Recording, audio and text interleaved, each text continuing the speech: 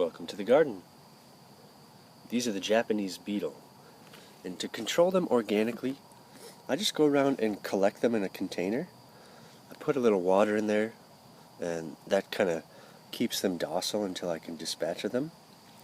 But it's really easy to use their defensive mechanism to your benefit. So if we come from underneath with our container and just spook them, their defense is to roll over and fall, free fall. It's really interesting because they can fall faster than they can fly. These beetles actually have wings, so if they wanted, they could just fly away. And they do sometimes, but 90% of the time, they're going to free fall.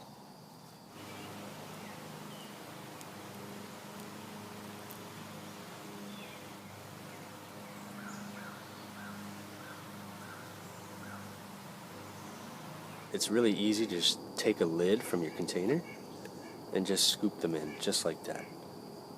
Then once I've collected them all up, I just pour them out and squash them with a nice flat rock.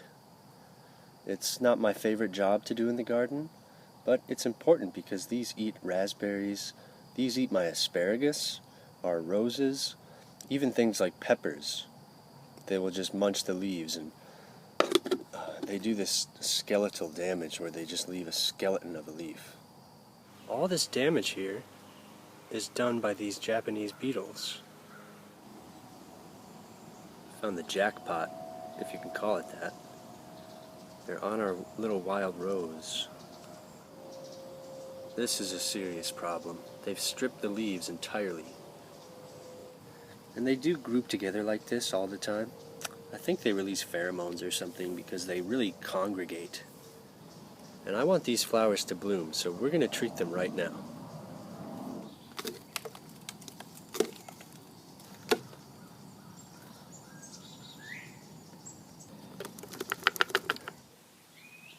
So this is a really easy, organic way to treat these Japanese beetles without pesticides or anything.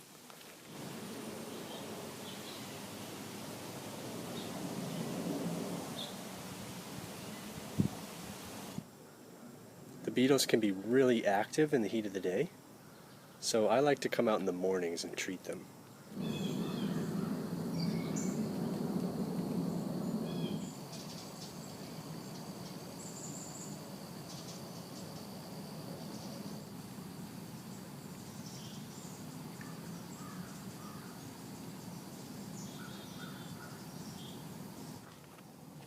Now this is my least favorite part, but probably the most important, is actually dispatching them. I like to use a nice flat rock. I don't want to leave them in here to drown, that would be awful. And I don't want to just re-release them somewhere else because they'll just fly right back. So this is how I like to do it. But if you have chickens, these are actually edible beetles, so don't be afraid to feed these to your birds.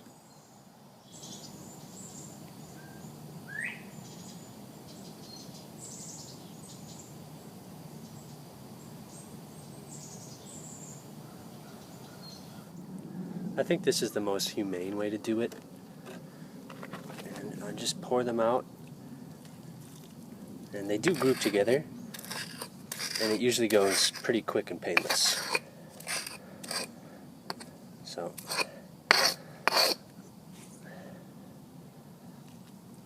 I just do little batches at a time. You know, really don't take any joy in this, but I guess it does kind of add some fertilizer to the garden. But again, if you had chickens, this would be a great snack. You could even eat these yourself, but I probably wouldn't do that. Not a huge beetle fan. I mean, once you squish them too, knowing that would be in your mouth, not very appetizing. There we go. So that's all of them. So it's really not so bad. It only takes a couple minutes, and we're going to save our raspberries, our roses, our morning glories, and our asparagus. I find this to be a really nice organic way to treat them. The squishing part isn't very nice, but I think it's more humane than using poisons. And, wildlife just haven't taken care of the problem for me yet. But until then, I hope you give this a grow in your garden. Thank you so much for watching, and I hope to see you next time.